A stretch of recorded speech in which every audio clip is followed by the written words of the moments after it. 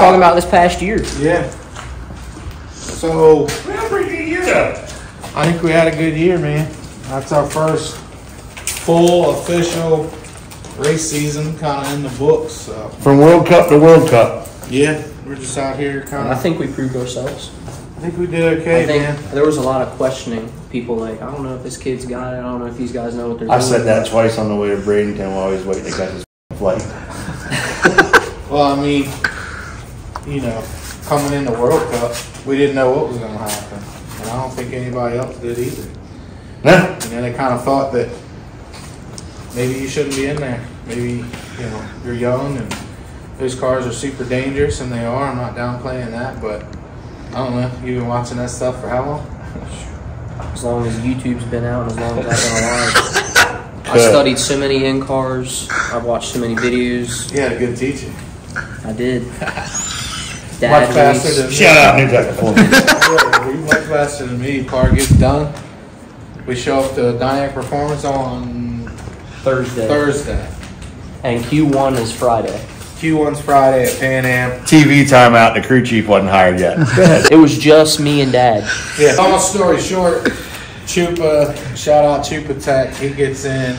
Pablito, the engine builder at the time, they all put their heads together. Ronnie, Yoel. Yeah, they all jump in and Shaggy. And they do what they do, man, and they work their magic on the head. After we turned around in a very tight neighborhood and ripped all the power lines off the telephone poles and dragging them behind the stacker, we finally get to... And you almost got beat up. Yeah, the guy almost tried to beat me out, some crazy New Jersey guy. So, Chupa, we get One more TV timeout. I was not on payroll yet with my yellow shirt. But it's still his fault.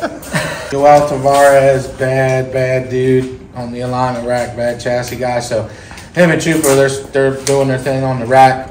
And After hours. After hours now. We've been told to leave. Yeah. The guys asked us to leave already. And it worked to the point he's never even driven a car yet, other than when he was driving at the high school, right? Yep. So Chupa jumps in and I'm like, hey, can you drive back to the trailer? Yes. So he's driving down the street of Piscataway, New Jersey. We're stopped traffic. And the hood blows off, brand new car, and slides down the road, and I'm jumping in front of people. And we're freaking out. We're brand new. We don't know. We don't know anything, right? Mom's having a heart attack. Yeah. Dad's having a heart attack. I don't know what to do. I can't even speak. I'm so nervous. So we show up late. The gates had just closed the gate on us, and so an old friend of mine, Chris Miller. I told this scary guy, I said, look, call Chris Miller, tell him we're here. He calls Chris. Chris says, let him in. And the gates open to the start of our career. So we pull in, we get parked. I'm nervous. I've never driven a bus on a stacker. And everyone there is like, here, come this way. We got a spot for you. Yeah. I kid you not, it's about as wide as this garage door with a motorhome and a stacker that he's never drove before. And we made it happen, though. We made it happen. Everybody was showing us, everybody in the class showing us mad love. Up into the point where we put 2 tenths and 13 mile an hour, I think, on the whole field. And I think that's what everybody started hating. Yeah, Chupa jumped in the car, brand new car, first race out, goes 799 at 190 some miles an hour. 92, I think. Or in the heat, that Apex Turbo was screaming, brand new. You know, Apex just kind of bursted onto the scene. And what started the whole Apex Precision? I think the owner of Bradenton Motorsports, Vic, put a post out that said something to the tune of, when you put 2 tenths and 10 mile an hour on the whole field, RIP, extreme front wheel drive. Yep. And then that race went well, went all the way to the finals against Ricky Silva. Ricky's car is always A to B, man, so you always know he's going to make it down. We had some clutch issues. A $20 part cost us the race, but you know what? We got our 7-second pass, 2 of them. Yes, 2. And it was time to stick Julian in the car. Yeah. Well, I want to say that it was tough to get in a car that had already been 7s, and now everybody is, I wouldn't say mad at us, but probably a little butthurt that we come out and went 7s, and a lot of them haven't yet and been racing for a long time. So it was tough for me to get in there, and I'm already getting looks at the car because we've already been 7s, and now I feel like I'm getting a little more dirtier or weird looks because Nobody's even seen me get in the car and drive it before. Nobody knows who I am. Nobody knows my name. And they're like, this kid's 17, 18 years old. Like, there's just no way. So, in my mind, I'm as confident as can be. I'm like, I'm going to get in this thing. I'm going 7th. I'm going to show everybody that I can do it. And I will say I was a little nervous, but at the same time, I was confident because I think since 2017 World Cup, we went to every single sport front drive race on the East Coast. And all I did was watch, learn, study, and took videos on my phone that I'd go home and watch every night and be like, I'm going to do that one day. I would watch in cars and hit the shift points. I watch people shut down because that's a big deal in these cars is the shutdown. That's where it happens. And so I kind of knew what I needed to do, got my own little rhythm going before I even got in the car. So it was kind of like that movie, the Gran Turismo movie. It was kind of like that. So I just got in there. I think we ran the track at Cecil. Had no clue what we're doing. And again, we showed up with no car in the trailer. DP brought the car. We get there, they got it all set up, and Rolando's like, all right, get in, let's go. And I'm like, here we go. I got my fire suit on, I'm proud of that. My first big purchase. Didn't have the right helmet. I had to borrow Rolando's, which was like this far down on my face, like my chin was hanging out of the bottom, but we made it work. And I did a burnout, my butterflies went away, and I was probably smiling ear to ear, but I don't really remember because there was so much adrenaline involved. And I staged the car, and it was like, I wouldn't say I was blacked out, but I don't really remember much. I think it went 139 60 foot, my first time ever in a car, like seriously. And we shut it off after first gear. And I got to the end of the track and like took one of those deep breaths, like, I just did that. Like, I just made a pass in an X front-wheel drive car. And I think we battled some crank sensor issues, which seems to be our voodoo. I think everybody out there knows we eat crank sensors. I think we went to the Del Mar, our hometown track, still had crank sensor issues, but everybody was able to see the car that we had been talking about we were coming out with for 3 years. So let's jump to World Cup. So we've entered the car. Apparently there's some talk that the driver didn't qualify the track a week before World Cup because, quite frankly, he hadn't made a full pass in the car yet. We're thinking we're going to come out and have more crank issues. We staged the car. It's just me and him. Julian leaves the line, first gear, second gear, and I hear, boom! And he puts it in third. Boom! Puts it in fourth. I'm like, oh boy. I'm looking at the belly pan under the car, and it flies off at 190 some miles an hour, but lights the boards up. 8-1. Everybody's seen the video of me crying. And, I think Nice Ones did a great video on that. Shout out Julian. It lights the boards up. 8-1, 196 miles an hour. That was wild. I go get him on the four-wheeler. He doesn't know yet. And then we have our moment where we're hugging, and you've been 196, and so we kind of looked at each other and was like, what do we do now? So we put the car away and went home. The word was kind of out very quickly at that point. So then fast forward to World Cup, where this guy, crew chief Mikey, he nuts and bolts the car for us. He does a lot of things, keeps us safe. I can remember one race this year in Atco, I think we were, before they closed it down. They're calling us, and Mikey wasn't done doing what he needed to do, so he wouldn't let us go up to the lanes. And as a dad, you're like, we're in the show, like he's not done doing what he's got to do, so what do you do? But figured it out, jumped on board. You've been a blessing. So back to World Cup. So we pull up, we're in line, everybody's hanging out, and the 200 mile an hour talk starts. We were up there. So we're in line and everybody's, who's going to go 200 first? And right off the bat, the closer. I'm like, don't put us in that category. We're not going 200. It's not what we're here. We'll be happy to qualify for the race. Sure enough, 1320 comes up, puts a camera in the car, said, you go 7s, you get an interview. He said, it's a good father-son story here. Hopefully we're getting ready to go 7s. 19-year-old kid, first time driving a car, first race.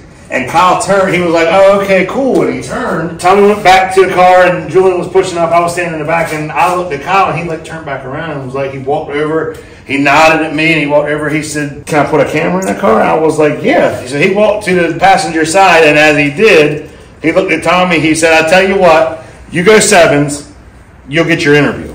796 at 196. 799. There's some lead up to that too, because again, I hadn't been sevens at this time. My best was only at 819. We were battling crank sensor issues again, and we put a crank sensor in, and Chupa looks at me and goes, "You ready to go sevens?" And I'm like, "Yes, I've been waiting on this for 3 years. I'm ready." So we're in the lanes, and I think it's in everyone's head at this time. We're like, all right, like if this car goes down, we're going sevens. And we were racing Travis Howdeman, who was his first time in the car too. Little friendly battle, and we staged, and I red lit because I was so antsy. Ended up making a full pass, and it was 799. I think at 191 or something, and we were all going nuts. And he's pushing me back. I see two big 1320 cameras like this, and I'm like, man, I don't know what I'm getting ready to say or do. Like, I have no idea. As soon as you pass the ticket shack, there's Steve Drummond on him. Steve Drummond, yeah, R.I.P. Steve, man, we miss you. But yeah, Steve was jumping up and down. That meant the world to me. He's another big time local chassis builder.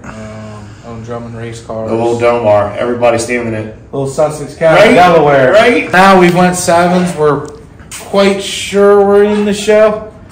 And then me, being the crew chief, says we went sevens, put it up until eliminations. Now we're in the last qualifier, and everybody's making their passes, and everybody's going fast. Bump's going 820, 810, 80, 8 whatever, and I'm like, oh shit, go get the car fast. You know what I mean? And it ended up we squeaked in the show. Our buddy Wes Fry, first round, and my first ever heads up drag race ever. He pulled up to the line. There's zillions of people at World Cup. It's biggest Sunday race of the year. Yeah. Oh my Lord! Oh my God! You know what Sunday World Cup is. Wow! I'm throwing up in the burnout. My nerves can't take it. His mom's throwing up. I don't know what he's doing. Maybe I was made for up. that. So I thought I was, but I wasn't. And so, light turns green, and he rose the gears, and we edged Wes out. And I'm gonna tell you, it was a drag race. Probably one of the best drag races that we've had side by side. And then we get ready for next round, put new tires on it, pull up to the lanes, the tires leaking, we're freaking out. We got one of my really, really good friends. He was at my wedding years and years ago, Darren Barone, the Craigslist killer. We pulled up into the lanes, and from the trailer to the lanes, we lost what, like 3 pounds or something? Whenever we set the car on the ground, and I go, Mikey, that tire looks a little low, and you're like, yeah, it does look a little low. So we check it. We took our chances because at that time we didn't really have a choice. We made the decision that 19 years old, 7 seconds. I wasn't watching him go down the track on that leaking tire, so we spun it around. So we head back to the trailer, and I get this wild idea. Our friends over at Lanati Racing, Rafa. I didn't know him real well at the time, and I was like, man, he's got B-Lick wheels with good tires on it. Let's ask him. So I run up to his trailer, ask him, hey, man, I'm Tommy Burdett. He has no clue who I am. I'm like, can I use your wheels and tires for this race? And he's kind of like, what car? And I showed him. He was like, oh, DP new car? I was like, yeah. He was like, you got it. So him and they not only did we have it, but like we didn't touch nothing. Yeah, they pulled us in, jack car, put tires on. We come out, Darren tattoos Julian on the tree. He's on a button. It's easy to let go. I don't mean nothing by this, Darren. Versus hold on to a handbrake and pop a clutch. It's a little different. I do. We're still an H-pattern car, Darren. We pee standing up. He goes on to win the whole event. I had to come in flames. In flames. I'm dancing on the stood up on the hood of the car. We put up a fight. We went another 7-second pass. I think it was 798, but it still wasn't enough. He went like 770 or something at a time. Then the World Series of Pro Mod became a thing with Wes Buck and Drag Illustrated. Kind of collaborated with Vic Alvarez. That was cool. Vic Alvarez, for those that don't know, is driving and bought the famous Goldie car. He used to be driven by a good friend of ours, a good mentor in his life, Rob Matz, who is no longer with us. But Vic has his front-wheel drive car now, and so then the World Series of Pro Mod race is born. We're not thinking we're getting an invite to this thing. This is an invite only, right? I mean, there's tons of better cars and better drivers out there than us, so we get an invite. We're freaking, I mean, it was awesome. How are we going to do this? How are we going to make this work? In steps Dennis Navarez with the other black EK coupe. With carbon doors. With carbon black doors. Bellic wheels. Looks exactly like our car. He was claiming to be the fastest black coupe out. So that turned into a little bit of a grudge race. Went down there, had a blast, flew this guy in, because that's what we do with our drivers at Burdett Motorsports. He gets to fly in He gets and to fly out. So we're driving the motorhome stacker, get there. I can't imagine the pressure on him in the seat racing Dennis. A little nervous because Dennis is an OG, so I knew he had some tricks up his sleeve, but he showed good sportsmanship. He sure did. He didn't play with the tree with me. That grudge race got us into the show. We went at 8.0 something, which is pretty cool. Broke second gear. Yeah. That was the end of that race, which was super, super cool just to be a part of. Went to ATCO for Spring Nats. I think there was tornadoes. Bunch of rain and tornadoes. Ended up being an 8th mile race. So they knock it down to an 8th mile, which again, thank you, Chris Miller, for that. Smart move. Some people liked it, some people didn't. We're all about safety at the end of the day. And we go out and rip one hell of an 8th mile pass. 5:32 at 1:51, which is our personal best 8th at the time. So we were number 2, whatever. And again, feel like we had the car to beat. And You had Ricky again, first round. Yeah, had Ricky again and break second gear. So Mr. A to B takes us out again. We're coming for you, Ricky. We ain't forgot. And I think we did a no prep. Yeah. We did a prep versus no prep race. It was the first time anybody, to our knowledge and the track owner's knowledge, that anybody had ever done a prep versus no prep. So one guy dropped out. They called us. We were like, man, what the hell? Let's give it a shot. Did that. That was different. Did that. That was different. We had to give turbo, having manly hard LS, cars and S10, rear wheel drive. Had to give them the 1-in-1. It didn't end well. And we broke the trans again and still cleared them. As we said, the first ever race of the car was Pan Am's the previous year. It's the 1-year anniversary. It's the 1-year anniversary. We come out qualified. Crank sensor issues. Crank Again. sensor issues.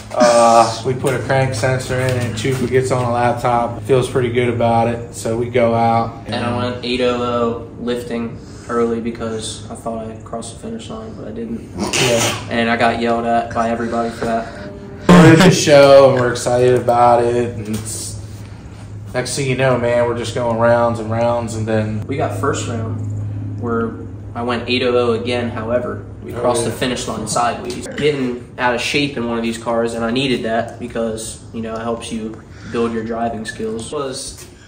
In the moment, I was cool, calm, and collected, but afterwards I was like, man, that could have got ugly quick. I needed that, honestly, because a lot of times people get in those scenarios and freak out and make things a lot worse than it could be. We won next round. Or no, next round was 2 o'clock in the morning. That's right. Jokey. The best pass. 2 o'clock in the morning, they said, you know what, we're going to take the fine, we're going to keep racing. Here comes Jokey Racing, which is Dennis's good friend, brother, cousin, teammate, whatever it is. And he's cool as hell. We love them guys to death.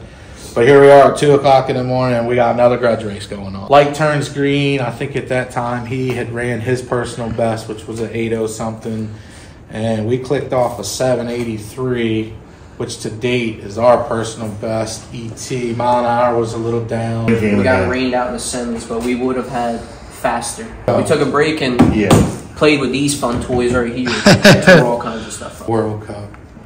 The one that we love. I say maybe we were a little over prepared. We had 7 sets of tires and tons of fuel. And you guys know I don't bring spare motors to races. It's just against what I do. Racing's racing, and if you're a part of motorsports, you know how it goes. We made a couple bad passes and it slipped away just as quick as it started. It was over. We didn't get in. A lot of big time people didn't get in, and that I think wrapped up the season. We kind of put the car away and went and played with the Defender and the four-wheelers and the diesel trucks and everything else we like to do. That being our 2023 recap, talking about our biggest achievements, failures. I learned a lot as a driver. I think you guys learned a lot as crew members. We got a rhythm going. I got my own little rhythm going. Don't forget Jake behind the camera. All I can remember is Jake in 200-degree weather at Atco in one of the videos. He's got his rag, because driver only let us touch the car with certain rag. So Jake's got that rag.